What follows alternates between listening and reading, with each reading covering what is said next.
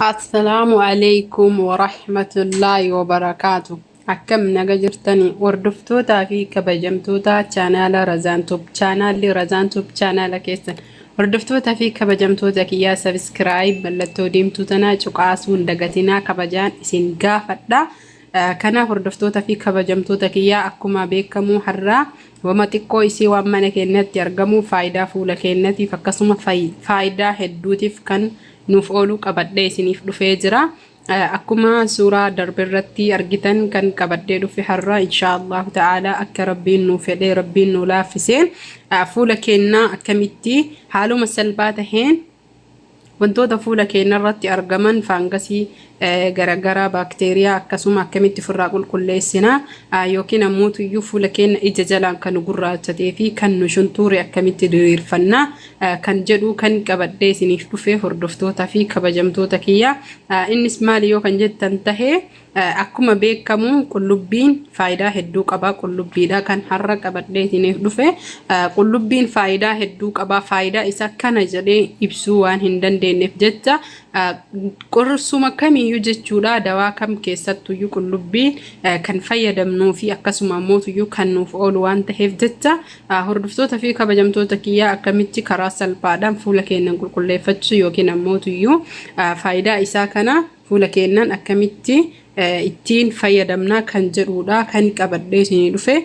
Akkuma asirratti argamu qullubbiin nama gubaa hedduu jechuudha kan yeroo isaa eeggatee akkaan faayidaa qabuu fi akkasuma bakteeriyaa yookiin faangasii garagaraa kan gubu jechuudha. Waa hedduu fuula hordoftoota kiyya kanaaf har'a qullubbii hin qopheeffannaa akka haala kana fakkaatuun hin qoncifannaa hin dhiqannaa booda sanii ammoo tuyyuu xiqqoo cafaccafnee jechuudha.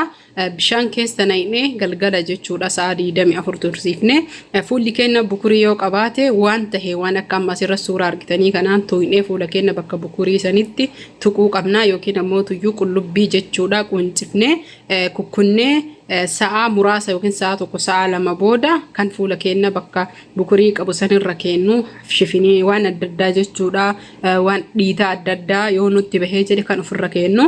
Hordoftoota fi kabajamtoota kiyya haaluma kana fakkaate yookiin ammoo tuyyuu sa'a 24 bishaanin naqnee bishaan keessa tursiifnee fuula keenya dhiqachuu qabna yookiin ammoo lolla'achuu qabna. Kunoo haala isin argitan kana xiqqoo caccabsinee jechuudha qullubbii hanga takka baay'ee osoo hin tahin faffalaxnee bishaan keessa buufnee sa'a 24 bishaan keessa ergasiin turte haaluma salphaa taheen fuula keenya haala kana fakkaatuun kan ittiin lolla'annu. Garuu jalqaba irratti akkuma viidiyoo asiin dura darbe hedduu irratti isiniif ibse fuula keenya saamunaa mijataa fuula keenya tahee akkasuma ammoo tuyyuu kan fayyadamuu qabnu kan yeroo hunda fayyadamnuun dhiqannee fuulli keenya booda sanii fuula keenya lolla'annaa bishaan qullubbii irraa qopheeffanne kana jechuudha.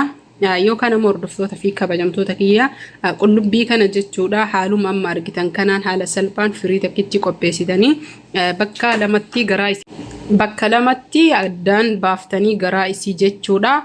Booda sanii daqiiqaa 10 turuu qabdan. Maaliif jennaaniin akkuma addaan murtan saniin yookiin addaan baaftan saniin fuula keessanii dibuun qabdanii daqiiqaa 10 addaan murtanii jechuudha yookiin addaan dhoostanii jechuudha qullubbii kana booda sanii daqiiqaa 10 turtanii erga daqiiqaa 15 illee irra filatamaadha turtanii jettanii booda sanii fuula keessanirra fuutanii akkasitti bakka dhiitaan jiru yookiin ammoo bukuriin adda addaa finnisni jechuudha jirutti maal godhuu qabdanii fuula keessanitti dibdanii bakka sanitti daqiiqaa 2 daqiiqaa 3 akkasitti haaluma salphaa taheen haala laafaa taheen fuula keenya kan dibnu taha inshallah ta'ala. Hordoftoota fi kabajamtoota kiyya fedhii rabbiitiin beejnillah rabbi irratti isinii qabu channel kana subscribe godhaa like godhaa nagahattan ga viidiyoo biraatti walitti deebinu.